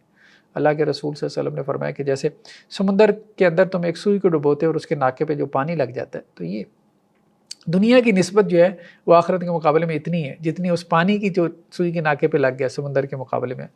یہ دنیا تو بہت حقیر ہے. تو اللہ تعالیٰ یہ کہہ رہے ہیں کہ جس کو چلو اللہ نے وعدے پہ چھوڑا ہوا ہے، ایک تو وہ ہے، لیکن اسے جو ملنے والا ہے وہ بہت بڑا ہے. اور دوسری طرف وہ ہے کہ جسے دنیا میں نقد مل گیا، یہ کافر ہے. ٹھیک ہے، اس کو دنیا میں نقد مل گیا اور پھر قیامت والے دن وہ مجرم بن کے حاضر ہوگا. تو دونوں میں سے کون بہتر ہے؟ ایک کی زندگی نہ ختم ہونے والی، ایک کی نعمت وہ ہے اکلھا دائم، ہمیشہ کی نعمتیں ہیں جس کو کوئی زوال نہیں، اور دوسری کی نعمت وہ ہے کہ اگلے دن اس کو زوال آ جاتا ہے. تو یہ ہے، دونوں میں کوئی تقابل نہیں ہے. تو اس لیے عقل مند شخص وہ ہے کہ جو آخرت کے لیے کام کر رہا ہے، بھلے اسے دنیا میں نہیں بھی مل رہا، کیونکہ دنیا کا تو ویسے ہی جو ہے وہ ضائع ہو جانے والا ہے، ویسے ہی ضائع ہو جانے والا ہے. خود انسان جو ہے وہ آپ کہہ لیں ایک مشین ہے. 40+ میں جاتا ہے تو مطلب اس کے بیماریوں کا جو ہے وہ گڑ بڑھنا شروع ہو جاتا ہے. ظاہری بات ہے بڑھاپے کی طرف جیسے جیسے جاتا ہے. امین جو کہ خود ہی اپنے آپ میں ایک ہاسپٹل تھا. ہم جب FA میں انٹرمیڈیٹ کی انگریزی پڑھتے تھے تو اس میں ایک آرٹیکل یہ بھی تھا.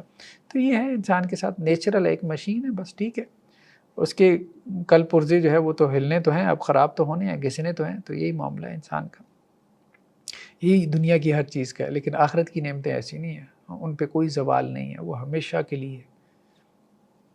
نیکسٹ آیات میں اللہ سبحانہ و تعالیٰ کی طرف سے جو دنیا کی تدبیر کی جاتی ہے، یعنی اللہ تعالیٰ اس دنیا کے نظام کو جو ہے وہ چلا رہے ہیں، اس کی طرف اشارہ کہا جا رہا ہے کہ دیکھو تم ذرا تھوڑا سا غور کرو کہ اگر اللہ تعالیٰ تمہارے اوپر ہمیشہ کی رات بنا دے، یعنی اللہ نے دن اور رات کا نظام بنایا کہ دن میں تم کام کاج کرتے ہو، رات میں آرام کرتے ہو. تو اگر اللہ تعالیٰ ہمیشہ کی رات بنا دے، اب دیکھیں رات کی وجہ سے ہمیں جو ہے وہ لائٹنگ کرنی پڑتی ہے، ہمارا کتنا جو ہے وہ بجٹ بڑھ جاتا ہے، خرچہ بڑھ جاتا ہے. ٹھیک ہے، تو دن میں مفت میں ہمیں سورج کی روشنی مل جاتی ہے. اب وہ جو سولر انرجی ہے، اور سولر انرجی کو ہم کنورٹ کر رہے ہیں الیکٹریسٹی کے اندر، اور اسے اتنا جو ہے وہ فائدہ اٹھا رہے ہیں، اور اپنی الیکٹریسٹی کی جو ضرورت ہے، نیڈ ہے، اس کو ہم پورا کر رہے ہیں. تو اگر اللہ تعالیٰ اس سورج کو طلوع ہی نہ کریں، 24 گھنٹے کی رات بنا دیں، تو ایک تو یہ ہے کہ جو فوائد ہمیں حاصل ہو رہے ہیں کہ وہ سورج کی روشنی سے پھل پک رہے ہیں، اس سے جو ہے وہ بادل بن رہے ہیں، بادلوں سے جو ہے وہ بارش ہو رہی ہے، اس سے مزید جو ہے وہ پھر ہمیں ہماری فصلیں اور اناج کو جو ہے وہ پانی مل رہا ہے، پھر اس سے جو ہمیں سولر انرجی جو ہے وہ مل رہی ہے، اور بہت کچھ ہمیں سورج سے مل رہا ہے، دن کی روشنی مل رہی ہے. تو یہ سب کچھ ملنا بند ہو جائے، 24 گھنٹے کی رات ہو جائے. اور پھر دوسری چیز یہ ہے کہ جو ایک وحشت پیدا ہو جائے گی. ایک تو یہ ہے نا کہ دن اور رات کا نظام ہے, آ رہا ہے جا رہا ہے, ٹھیک ہے, 24 گھنٹے کی رات, نہ ختم ہونے والی رات ہے, ایک ہی جیسا جو ہے وہ انسان کے لیے اندھیرا, ڈارکنس, تو وہ انسان جو ہے وہ وحشت محسوس کرے گا اپنے اندر. تو اگر اللہ تعالیٰ یہ کر دیں قیامت تک کے دن تک کے لیے رات ہی لے ہیں, تو من الہ غیر اللہ یاتیکم بضیاء, تو اللہ کے علاوہ کون معبود ہے جو تمہارے لیے وہ روشنی لے آئے گا, سورج کو طلوع کرے گا. افلا تسمعون, سنتے نہیں ہو بھائی, اللہ نے کر رکھا ہے, خود سے کچھ بھی نہیں ہو رہا, کیوں اسٹوپڈ بن رہے ہو, کیوں بے وقوف بن رہے ہو کہ اتنا بڑا سورج جو ہے وہ خود سے چلی جا رہا ہے. مطلب تمہارے گھر میں جو ہے وہ 10 واٹ کا بلب لگا ہوا ہے, وہ خود سے نہیں چل سکتا, وہ کسی نے بنایا ہے, بلکہ وہ جو روشنی دیتا ہے نا اس کا آپ کو بل بھی پے کرنا پڑتا ہے. اور وہ جو اللہ تعالیٰ نے اتنا بڑا سورج جو ہے وہ لگا رکھا ہے, جو پوری دنیا کو جو ہے وہ روشن کر رہا ہے, منور کر رہا ہے, وہ خود ہی سے چلا جا رہا ہے, ٹھیک ہے. تم سے 10 واٹ کی بجلی جو ہے وہ خود سے نہیں پیدا ہوتی, اور مفت میں بھی تمہیں نہیں ملتی, اور وہ جب سے دنیا بنی ہے, ٹھیک ہے, اس وقت سے جو ہے وہ تمہیں روشنی دے رہا ہے, کبھی تمہارا بل نہیں آیا, اور اس کے بارے میں تمہارا کہنا ہے کہ جی وہ خود سے ہو رہا ہے. مطلب کیا, کس قسم کی دلیلیں اور کس قسم کی چیزوں کے اوپر تم جو ہے وہ ایمان لا کے بیٹھے ہوئے ہو.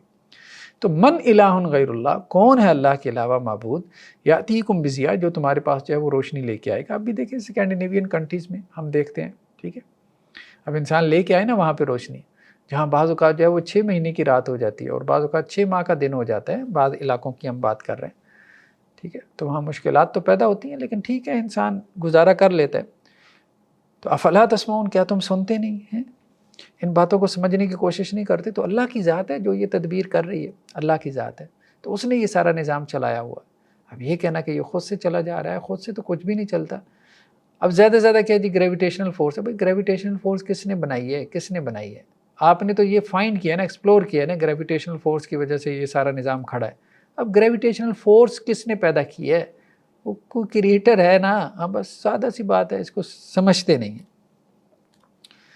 نیکسٹ آیات میں جو ہے وہ بنی اسرائیل کے ایک اور قصے کا بیان ہے. جس طرح حامان جو ہے وہ وزیر تھا فرعون کا, اسی طرح سے فرعون کا ایک اور وزیر تھا جس کا نام قارون تھا. قارون بیسیکلی بنی اسرائیل میں سے تھا, بنی اسرائیل میں سے تھا, اور یہ غدار تھا, یا آپ کہہ لیں کہ منافق تھا. اپنی قوم کے خلاف جو ہے وہ سازشیں کرتا تھا, اور وہاں سے گویا کہ فرعون یا آل فرعون یا ان کے دربار سے جو ہے وہ ٹھیکے لیتا تھا, ٹھیک ہے, اور ٹھیکے لے کے خوب پیسے کماتا تھا, اور بنی اسرائیل سے بیگار لیتا تھا, مزدوری کرواتا تھا. جیسے ہمارے ہاں آپ دیکھ لیں سب کانٹیننٹ کی جو ہسٹری ہے اس میں آپ دیکھیں, میر جعفر, میر صادق, اس قسم کے غدار آپ کو ملیں گے. تو ہر قوم کے اندر ایسے غدار آپ کو مل جاتے ہیں جو اپنی قوم کو بیچ کے جو ہے وہ کھا جاتے ہیں. اس وقت یہاں پہ برٹش تھے جو رول کر رہے تھے. تو اسی طرح سے گویا کہ بنی اسرائیل میں بھی جو ہے وہ کچھ غدار چاہیے تھے آل فرعون کو, تاکہ بنی اسرائیل سے وہ کام لے سکیں, جو دونوں کے درمیان جو ہے وہ کوئی لنک کا کام کر سکے. تو ان میں سے ایک قارون بھی تھا. بعض تفسیری روایتوں میں یہ بھی ہے, بعض مفسرین نے کہا ہے کہ یہ حضرت موسیٰ علیہ السلام کا کوئی ریلیٹیو بھی تھا, واللہ عالم, اللہ بہتر جانتا ہے, لیکن تھا بنی اسرائیل میں سے, اور آل فرعون کے دربار تک اس کی رسائی تھی, اور وہاں سے یہ گویا کہ ٹھیکے وغیرہ لے کے وہ پھر بنی اسرائیل سے بیگار لیتا تھا, اور پھر درمیان میں اپنا کمیشن رکھ کے بہت کچھ جو ہے وہ کماتا تھا. تو قارون کے خزانے بہت معروف تھے, اور قرآن نے بھی اس کی طرف اشارہ کیا کہ اس کے خزانے جو ہے وہ اتنے بڑے تھے کہ ایک نوجوانوں کی جماعت اس کی صرف کنجیاں اٹھانے سے جو ہے وہ قاصر تھی. مطلب ان کو مشکل لگتا تھا کہ صرف ان خزانوں کی کنجیاں اٹھا لیں. اب وہ ایک دن بڑی زیب و زینت کے ساتھ جو ہے وہ اپنی قوم کے سامنے نکلا ہے, جیسے گھوڑے کے اوپر سوار ہو کے اور اپنا مال و اسباب کی جو ہے وہ فخر کرتے ہوئے.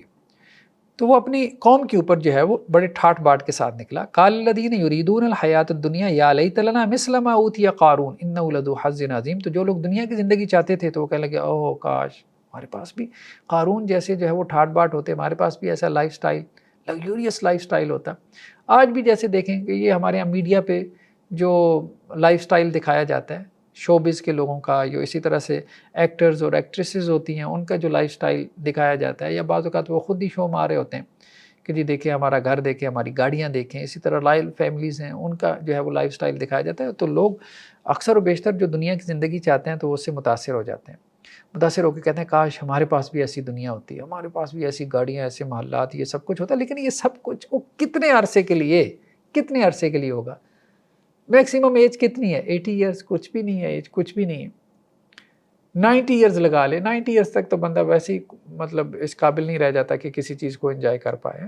تو ایوریج ایج ہمارے یہاں 60 ہے, جیسے پاکستان میں 60 ایئرز ایوریج ایج ہے. اس میں بھی جو ہے وہ 1/3 تو انسان سو کے گزار دیتا ہے, 8 گھنٹے ہیں. تو 20 سال تو وہ سو کے گزار دیتا ہے، باقی کیا 40 سال کیا ایج ہوتی ہے، 40 سال میں بھی 14-15 سال تو اس کے کھیل کود میں ہی گزر جاتے ہیں، باقی کیا رہ گئی 25 سال بس کیا عیاشی ہے، 25 سال کی عیاشی کی خاطر جو ہے وہ مر مٹتے ہیں۔ اور وہ بھی کون سی عیاشی ہے، وہ تو دنیا میں بعض اوقات یہ ہوتا ہے کہ وہ نعمت ملتی ہے، دنیا میں اس کا زوال آ جاتا ہے۔ بادشاہ جو ہے وہ گلیوں میں رلتے پھرتے ہیں، جیسے معمر قذافی کو دیکھیں جو لیبیا کا جو ہے وہ بادشاہ تھا، کیا ہوا اس کے ساتھ ہے، گندے نالے سے نکال کے اس کو قتل کیا گیا، اور اس کے بیٹے کے دیکھیں وہ کس طرح سے جو ہے وہ ہیروں اور جواہرات سے جو ہے وہ لدے پھندے ہوتے تھے، اور کیسے ان کے پاس جو ہے وہ اپنے پرسنل شپس تھے، اور کیسے اس کے اوپر جو ہے وہ فخر کرتے تھے، اور کیسے جو ہے وہاں پہ وہ پارٹیز جو ہے وہ کرتے تھے اور اپنی سالگرہ مناتے تھے، اور پوری دنیا سے لوگ آتے تھے۔ لیکن کیا معاملہ ہوا، کس طرح سے وہ مارے گئے، قتل ہوئی ہے، ٹھیک ہے، اور کیسے ان کو جو ہے وہ گلیوں کے اندر گھسیٹا گیا۔ دنیا میں ہی زوال آ جاتا ہے، چلو دنیا میں نہ بھی آیا ہو تو دنیا میں کتنی عیاشی کر لے گا، 25 سال 30 سال بس، اس کے بعد کیا ہے، کچھ بھی نہیں ہے۔ اور وہ بھی محلاتی سازشوں میں گزر جاتے ہیں، ہر وقت جو ہے وہ قتل کا ڈر اور خوف، باہر آپ بیٹھ نہیں سکتے، گلی میں جا کے کسی کے ساتھ کھیل کود نہیں سکتے، اتنی ریسٹرکشنز ہیں، 5 گارڈ آگے ہیں 10 پیچھے ہیں، بس یہی صورتحال ہوتی ہے، ہر وقت انسان کو ڈر اور خوف جو ہے وہ کو فلاں مجھے قتل نہ کر دے، فلاں غداری نہ کر دے۔ یہ لائف ہے انسان کی، کیا عیاشی ہے، کچھ بھی نہیں ہے، کچھ بھی نہیں۔ تو یہاں پہ بھی یہی بات کہی جا رہی ہے کہ ایک تو طرف تو وہ لوگ ہیں، دنیا دار لوگ ہیں، جو یہ سمجھ رہے ہیں کہ او کاش کہ ہمارے پاس بھی ایسا خزانہ ہوتا، یہ لائف سٹائل ہوتی، وہ اس کے چکا چون کو صرف دیکھ رہے ہیں، لیکن اس کے مسائل نہیں دیکھ رہے اس لائف سٹائل کے۔ وہ یہ دیکھ رہے ہیں کہ جی چودھری صاحب کے پاس 4 فیکٹریاں ہیں، لیکن یہ نہیں دیکھ رہے کہ چودھری صاحب جو ہے وہ 40 قسم کی بیماریوں کے شکار ہیں، ٹھیک ہے، جس کی وجہ سے وہ بیچارے کچھ کھا پی نہیں سکتے ہیں۔ چودھری صاحب کے پاس 6 کروڑ کی مرسیڈیز ہیں، لیکن ڈاکٹر نے کہا کہ چودھری صاحب واہ کر کے جو ہے وہ آپ نے اپنی فیکٹری جانا ہے، اگر آپ کو 2-4 سال اور جو ہے وہ جینا ہے، زندہ رہنا ہے، کیونکہ آپ نے بہت عیاشی کر لی ہے، ٹھیک ہے، اب آپ کے لیے واک جو ہے وہ فرض ہے، ضروری ہو گیا۔ تو یہ مسائل انسان کے بن جاتے ہیں۔ آزمائش تو لگی ہوئی ہے بھائی، ہر شخص کی لگی ہوئی ہے، روپیہ پیسہ بھی آ جائے گا، روپیہ پیسہ تو انسان کھانے سے رہا، روپیہ پیسہ جب آ جاتا ہے جس کے ذریعے انسان اپنی خواہش پوری کر سکتا ہے، تو وہ خواہشات انسان کی ختم ہو جاتی ہیں، یا خواہشات تو باقی رہتی ہیں، انسان بیماریوں کا مرکز بن جاتا ہے، گڑھ بن جاتا ہے۔ انسان کی زندگی ایسی ہے، لائف ٹیسٹ ہے بس۔ ہاں کسی کی کوئی بہت ہی عیاشی میں گزر جائے، مطلب آپ امیجن کر لیں، ہے تو ایسا نہیں، لیکن امیجن بھی کر لیں تو پھر بھی کتنی لائف گزار لے گا۔ تو اس لیے اللہ تعالیٰ کہہ رہے ہیں کہ تھوڑے سے جو ہے وہ مطلب وزڈم لے کے آؤ، اپنے اندر سمجھداری لے کے آؤ، کچھ بھی نہیں ہے دنیا کی زندگی، بس ختم ہو جانی، اور یہ سب کچھ تمہارا نہیں، تمہارے ورثاء ہے، بس وہی تمہارا ہے جو تم نے آگے بھیج دیا، اللہ کے راستے میں خرچ کر دیا۔ وقال الذین اوتوا العلم ویلکم ثواب اللہ خیر لمن آمن وعمل صالحا۔ اب جن لوگوں کو اللہ نے علم دیا تھا تو وہ کیا کہنے لگے ان کو، دنیا دار کو، کہ دیکھو یہ نہ کہو کہ جی ہمیں ایسا لائف سٹائل چاہیے۔ یہ جیسے دیکھیں نا ہمارے ہاں یہ بالی ووڈ کے جو فلموں کے ایکٹرز ہوتے ہیں، چھوٹے چھوٹے کلپس وائرل ہوتے ہیں سوشل میڈیا پہ ہیں، وہ بائک پہ نکل رہے ہیں، بائی سائیکل پہ نکل رہے ہیں، لوگوں کی دونوں طرف لائنیں لگی ہوئی ہیں، اور لوگ اس طرح سے ان کے جو ہے وہ فالورز ان کو بس جیسے صرف ایک ہاتھ میں لانے کے لیے جو ہے وہ تڑپ رہے ہوتے ہیں۔ اور دوسری طرف اہل علم نے کیا کہا، قارون اس طرح سے جب نکلا تھا تو اہل علم نے کیا کہا، ایک طرف تو دنیا دار طبقہ تھا جو خواہش کر رہا تھا، اور دوسری طرف اہل علم جو ہے وہ کیا کہہ رہے تھے کہ دیکھو اللہ کی طرف سے جو تمہیں ملنے والا ہے نا، ایمان اور عمل صالح کے بدلے میں آخرت میں، وہ بہت بہتر ہے۔ لیکن اب یہ کس کو سمجھائیں، یہ اس کو بات سمجھ میں آئے گی جس کے اندر صبر ہے۔ ہاں تھوڑا سا صبر کرنا پڑے گا، دنیا میں نہیں مل رہا، آخرت میں ملے گا۔ دنیا کی زندگی ہے ہی کیا، کچھ بھی نہیں ہے، اور اس کے فوراً بعد جو ملنے والا ہے بہت بڑا ہے بھائی، بہت بڑا ہے، بہت بڑا انعام ہے۔ یہ دنیا تو اس کے مقابلے میں کچھ بھی نہیں ہے، اور یہ آخرت میں بالکل خالیات ہوگا۔ تھوڑا سا صبر ہے تو یہ بات تم کو سمجھ میں آ سکتی ہے، لیکن صبر نہیں ہے تو پھر یہ ظاہری بات ہے، پھر جو تھوڑا مل رہا ہے تو اسی کے اوپر تم اکتفا کرو گے۔ نیکسٹ جو ہے وہ سورہ عنکبوت کا آغاز ہوتا ہے، یہ بھی مکی صورت ہے، اور مکی صورتوں کے جو مضامین ہیں توحید ہے، آخرت ہے، رسالت ہے، یہ اس کے مضامین وہ بھی ہمیں یہاں پر ملتے ہیں۔ شروع میں اللہ سبحانہ و تعالیٰ آزمائش کا تذکرہ کر رہے ہیں، اور یہ کہہ رہے ہیں کہ لوگوں سے کہ لوگوں نے کیا گمان کر لیا کہ ان کو ایسے ہی چھوڑ دیا جائے گا صرف یہ دعویٰ کرنے پر کہ وہ یہ کہہ رہے ہیں کہ ہم ایمان لے آئے اور انہیں آزمایا نہیں جائے گا۔ اللہ نے یہ دنیا آزمائش کے لیے بنائی ہے۔ کوئی بندہ کہتا ہے کہ میں ایمان لے آیا تو بس اتنی آزمائش تھی کہ ایمان لے آئے، نہیں، ایمان تو لے آئے ہو، ایمان کے بعد بھی اللہ نے آزمانا ہے۔ پہلی آزمائش تو یہ تھی کہ ایمان لاتے ہو کہ نہیں، اب اس کے بعد یعنی یہ تو پہلا کویسچن تھا نا جو ضروری تھا، وہ جیسے پیپر میں ہوتا ہے نا پہلا کویسچن لازمی ہے، اس کے بعد جو ہے وہ 3-4 کویسچن کرنے، تو اسی طرح سے اس کے بعد بھی کویسچنس موجود ہیں۔ جن کو آنسر کرنا ہے. تو صرف یہ کہہ دینے سے کہ ہم ایمان لے آئے، اب لوگ یہ سمجھ رہے ہیں کہ بس ہم ان کو چھوڑ دیں گے اور کچھ بھی نہیں، اس کے بعد بھی پوچھیں گے بھائی، پوچھیں گے. وَلَقَدْ فَتَنَّا الَّذِينَ مِن قَبْلِهِمْ، ہم نے پہلے لوگوں کو بھی آزمایا. آزمائش کے لیے تو دنیا میں بھیجا ہے. ایک لفظ میں اس دنیا کی حقیقت کیا ہے؟ ٹیسٹ ہے بھائی. آپ ہر وقت کمرہ امتحان میں ہو، ایگزامینیشن ہال میں ہو، بس آپ ایک پیپر حل کر رہے ہو، سالو کر رہے ہو، ٹھیک ہے. اب اس پیپر میں یا آپ نے صبر کرنا ہے یا شکر کرنا ہے. دو ہی رویہ ہے نا، دو ہی ایٹیٹیوڈ ہم سے مطالبہ ہے. یا تو آپ تنگی میں ہو، صبر کر کے دکھا دو. کوئی بھی لمحہ ہے آپ تنگی کی حالت میں ہو، آزمائش میں ہو، صبر کرو. اور اگر آسائش میں ہو، آسانی میں ہو، تو شکر کر کے دکھا دو بس. تو دو ایٹیٹیوڈ ہیں بس. ہر لمحے جو ہے وہ آزمائش ہو رہی ہے، ہم کامیاب ہو رہے ہیں یا ناکام ہو رہے ہیں، اور وہ لکھا جا رہا ہے اور ہماری مارک شیٹ تیار ہو رہی ہے. بس سمپل سی بات ہے. آپ ایک ٹیسٹ میں ہو، اللہ تعالیٰ آپ کو آزما رہا ہے، طرح طرح سے آزما رہا ہے. اور بعض اوقات انسان کو ایسے لگتا ہے کہ جیسے اللہ تعالیٰ روڑے اٹکا رہے ہیں. ظاہری بات ہے، اللہ نے آزمانا ہے، اللہ نے آزمانا ہے. اللہ نے آزمائش کے لیے تو دنیا میں بھیجا ہے، عیاشی کے لیے تو پھر جنت بنائی ہے. تو اللہ تعالیٰ یہ کہہ رہے ہیں کہ پہلوں کو بھی ہم نے آزمایا تاکہ اللہ تعالیٰ ظاہر کر دے کون لوگ ہیں جو سچے ہیں، جو اس دعوے میں سچے ہیں کہ یا اللہ ہم ایمان لے کے آئے. تو اللہ نے تو اس دعوے کو مطلب اس کی ایویلیوشن بھی تو کرنی ہے کہ اللہ بھی ایمان لے کے آئے، رسولوں پہ، آخرت پہ ایمان لے کے آئے. تو ٹھیک ہے، جب ایمان لے کے آئے ہو اللہ پہ تو آپ ذرا آزماتے ہیں، ہم تم کو دیکھتے ہیں کہ ایمان لائے ہو کہ نہیں. تو اگر ایمان جو ہے وہ اس کا کچا پکا ہوگا تو فوراً شکوے شکایات شروع کر دے گا آزمائش کے اندر. آزمائشوں نے تو میرا گھر دیکھ لیا ہے، بس اللہ تعالیٰ تو ہر وقت میری جو ہے وہ اوپر آزمائشیں بھیجتا رہتا ہے. اور بعض تو ایسے ہوتے ہیں جو آزمائش میں اللہ کا انکار بھی کر دیتے ہیں، اللہ تو میری سنتا ہی نہیں ہے، اور یہ اور وہ. اس سے کیا آزمائشیں ختم ہو جائیں گی؟ نہیں ختم ہوتی. تو کچھ بھی نہیں آپ کر سکتے. اللہ سے لڑ سکتے ہیں؟ نہیں لڑ سکتے. دیکھیں دنیا میں 8 ارب انسان ہیں، 8 ارب میں سے 6 ارب نان مسلم ہیں، مسلمان نہیں ہیں. ان 6 ارب کے اوپر آزمائشیں آتی ہیں، بالکل آتی ہیں. ان 6 ارب کے اوپر بھی آتی ہیں. یعنی وہ اللہ کو نہیں مان رہے پھر بھی آزمائشیں آ رہی ہیں. تو آپ بھی اللہ کا انکار کر کے بیٹھ جائیں آزمائش ختم ہو جائے گی؟ نہیں ختم ہو جائے گی. تو عقل مند وہ ہے جو کم از کم اللہ کو مانتا ہے، اس کے اوپر آزمائش آ رہی ہے اور اس آزمائش کے بدلے میں صبر کر کے آخرت میں اجر لے گا. اور جو نہیں مان رہا یا آزمائش کے بدلے میں انکار کر رہا ہے تو کیا اس کی آزمائش ٹل جاتی ہے؟ نہیں ٹلتی. تو اس نے دنیا بھی خراب کر لی، آخرت بھی برباد کر لی. تو ایک کی کم از کم دنیا کی آزمائش ہے، اس نے اپنی آخرت تو بنا لی. عقل مند تو وہ ہے نا. اس بات کو سمجھنے کی کوشش کرو. تو آزمائش جو ہے اس کا آنا ضروری ہے. ایمان لاؤ یا نہ لے کے آؤ، نہ لے کے آؤ گے پھر بھی آزمائش تو ہو رہی ہے، کافروں کی بھی ہو رہی ہے. نیکسٹ آیات میں والدین کے ساتھ حسن سلوک کا حکم دیا گیا اور کہا گیا کہ اپنے والدین کے ساتھ حسن سلوک کرو. یہ قرآن مجید میں کئی ایک مقامات پہ ہے جہاں اللہ تعالیٰ اپنا حق بیان کرتے ہیں، وہاں والدین کا. کیونکہ اللہ کے بعد سب سے زیادہ حق اگر انسان کے اوپر ہے تو اس کے والدین کا ہے، جنہوں نے اس کو پالا پوسا، بڑا کیا، اس کی تربیت کی، پرورش کی اور اس کو جو ہے وہ تعلیم دلوائی. تو اس لیے اللہ نے کہا کہ اپنے والدین کے ساتھ اچھا سلوک کرو. ہاں اگر والدین تمہارے ساتھ جھگڑا کریں کہ تم میرے ساتھ شرک کرو، یعنی اگر والدین مجبور کریں کہ بھائی شرک کرو. جیسے اللہ کے رسول صلی اللہ علیہ وسلم نے جب دعوت کا آغاز کیا تو بہت سے نوجوان جو ہے وہ مسلمان ہو گئے. اب ان کی جو ہے وہ والدین جو تھے یا ان کی جو والدہ تھی وہ ان کے خلاف ہو گئی. بعض صحابہ کے بارے میں آتا ہے کہ ان کی والدہ نے جو ہے وہ بھوک ہڑتال کر دی کہ تم واپس اپنے دین کی طرف آ جاؤ، دین شرک کی طرف، پھر میں اپنی بھوک ہڑتال جو ہے وہ ختم کروں گی. تو اب آزمائش میں آ جاتے تھے. والدین کے ساتھ ایک محبت تو ہوتی تھی. تو اس پہ اللہ تعالیٰ نے کہا کہ دیکھو اگر تمہارے والدین تمہیں مجبور کرتے ہیں، وہ خود مشرک ہیں یا کافر ہیں اور تمہیں کہہ رہے ہیں کہ جی تم کفر اور شرک کی طرف واپس آ جاؤ، اللہ نے تمہیں ہدایت کا راستہ دکھا دیا، تو ان کی یہ بات نہیں ماننی. فلا تطیعہما، یہ نہیں ماننا، ٹھیک ہے.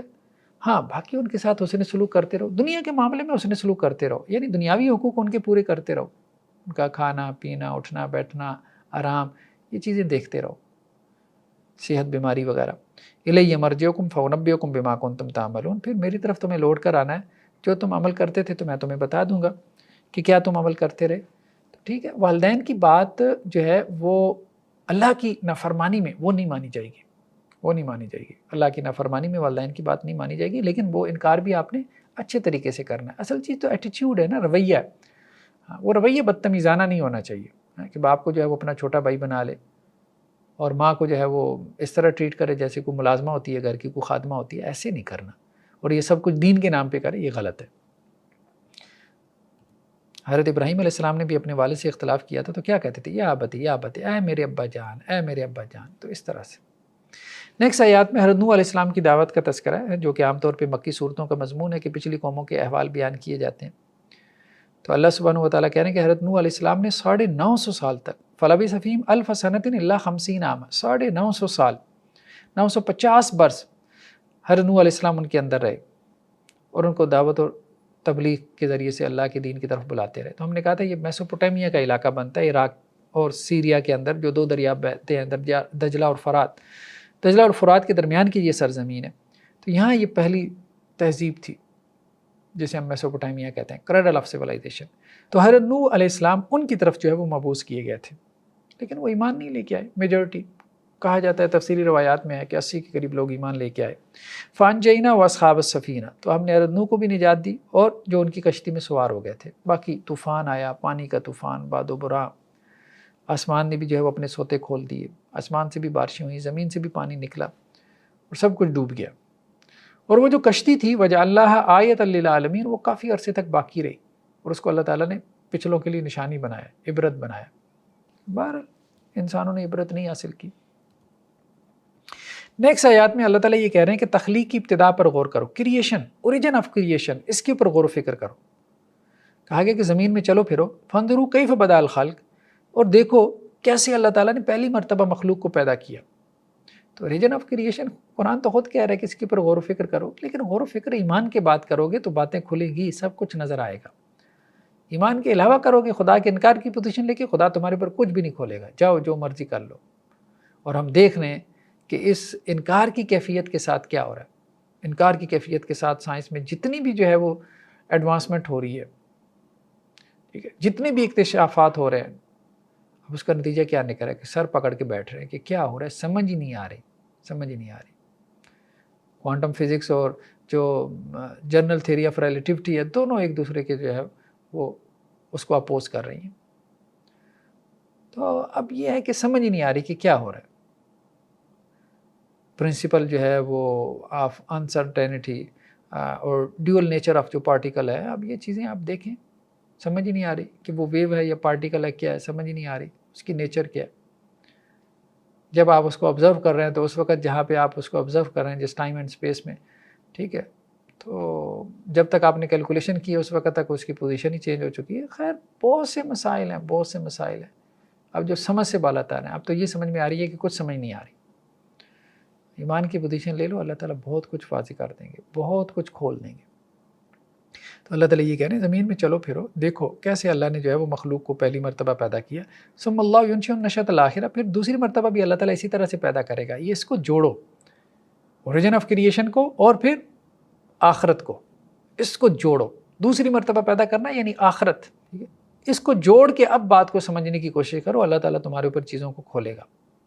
اس کو جوڑ کے تو سمجھنے کی کوشش ہی نہیں کرتے نا, لاسٹ ڈے کا تو انکار کر رہے ہیں, یہ کہہ رہے ہیں کہ جی آج خود ہو رہا ہے سب کچھ, روبوٹک ہے. تو کیسے اللہ تعالیٰ ان کے اوپر جو ہے وہ چیزوں کو کھولیں. نیکسٹ آیات میں یہ کہا جا رہا ہے کہ شرک اور کفر پہ قائم رہنے کی بڑی وجہ جو ہے ہر دور میں وہ کیا ہے, باہمی تعلقات ہیں. یعنی آپ کی جو ایک خاندان ہوتا ہے, جو قبیلہ ہوتا ہے, وہ خاندانی اور قبائلی عصبیت کی وجہ سے لوگ کیا کرتے ہیں, وہ ایمان کی طرف نہیں آتے. تو کہا گیا کہ یہ تم نے اللہ کے علاوہ جو بت بنا رکھے ہیں, مودت بینکم فی الحیات دنیا, دنیا کی زندگی کی دوستی ہے اس کو نبھانے کی کوشش کر رہے ہو, دنیا کی زندگی کی محبتیں ہیں, تعلقات ہیں. اب ہم دیکھیں دین کے نام پہ کتنی رسم و رواج ہیں. بعض اوقات انسان کو سمجھ میں آ جاتی ہے کہ یار یہ رسم و رواج ہے, یہ دین نہیں ہے, لیکن برادری کی وجہ سے ناک کٹ جائے گی, انسان کرنے پہ آمادہ ہو جاتا ہے. تو برادری بہت بڑا پریشر ہے, دوست بہت بڑا پریشر ہے. بعض اوقات انسان سمجھ رہا ہوتا ہے یہ غلط کام ہے, گناہ کا کام ہے, لیکن دوست کی محبت میں آ کے, دوست کی پریشر کی وجہ, ایک سوشل پریشر ہے. ایک بچہ ہے وہ LGS میں گیا ہے, بیکن ہاؤس میں گیا ہے, عام اسکول سے, اب وہ وہاں کے انوائرمنٹ کا ایک پریشر لے لیتا ہے, اور پریشر کی وجہ سے بہت سی ایسی حرکتیں کرنا شروع کر دیتا ہے حافظ قرآن ہونے کے باوجود, کہ جن کو وہ ٹھیک نہیں سمجھ رہا ہوتا ہے. تو مودت بینکم فی الحیات دنیا, دنیا کی زندگی کی تعلقات نبھانے کی خاطر اللہ کا انکار کر رہے ہو, اور یہاں تک کہ شرک تک جا پہنچے ہو, شرک تک جا پہنچے ہو اپنی دوستیاں رشتہ داریاں نبھانے کے لیے, ان کو قائم رکھنے کے لیے. دیکھو قیامت والے دن یہ جو تم ایک دوسرے کی خاطر یہ سب کچھ کر رہے ہو, قیامت والے دن کیا ہوگا, یکفر بعضکم ببعض ویلعن بعضکم بعضا, تم ایک دوسرے کا انکار کرو گے اور ایک دوسرے کے اوپر لعنت بھی بھیجو گے کہ تمہاری وجہ سے یہ ہوا, تمہاری وجہ سے, تمہاری دوستی, تمہاری رشتہ داری کا خیال کرتے ہو میں بھی گمراہ ہو گیا.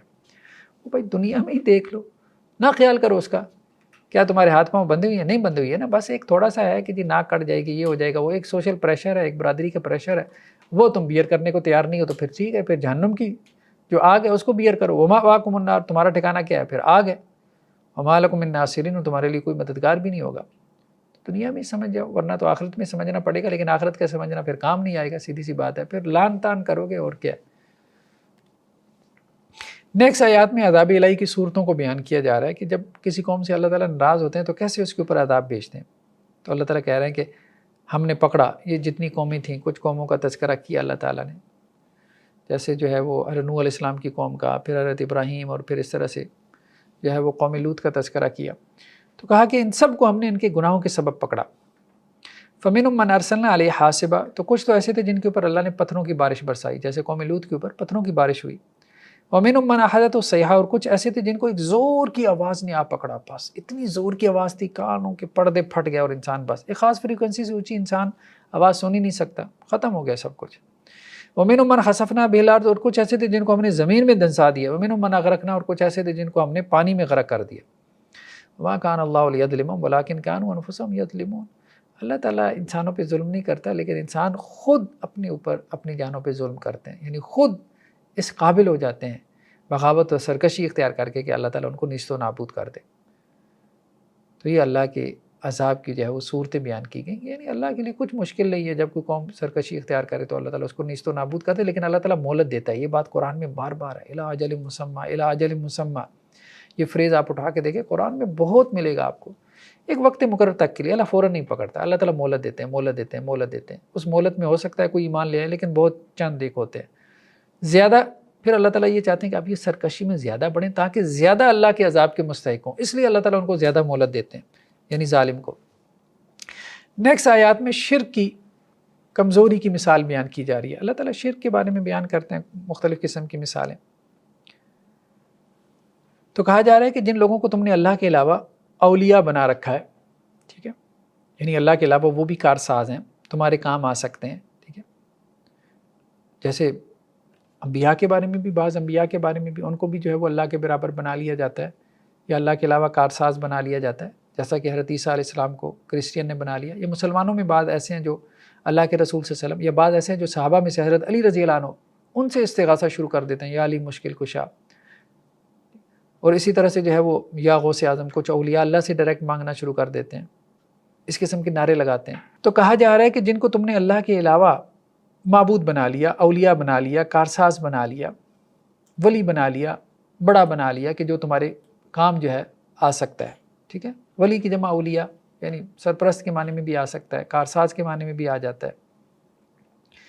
کمثل العنکبوت، اس کی مثال ایسی ہے جیسے مکڑی کی مثال، اتخذت بیتا، مکڑی کیا کرتی ہے؟ ایک جالا بناتی ہے، گھر بناتی ہے۔ وَإِنَّ أَوْهَنَ الْبُيُوتِ لَبَيْتُ الْعَنْكَبُوتِ، اور گھروں میں سب سے جو ہے وہ ہلکا گھر وہ مکڑی کا گھر ہے، جالا ہے، بس ہاتھ مارو پھونک مارو وہ ٹوٹ جائے گا۔ تو اسی طرح سے جو مشرک ہوتا ہے اس کے بعد جو شرک کی دلیل ہے نا، وہ جالے کی طرح ہے، مکڑی کی جالی کی طرح ہے۔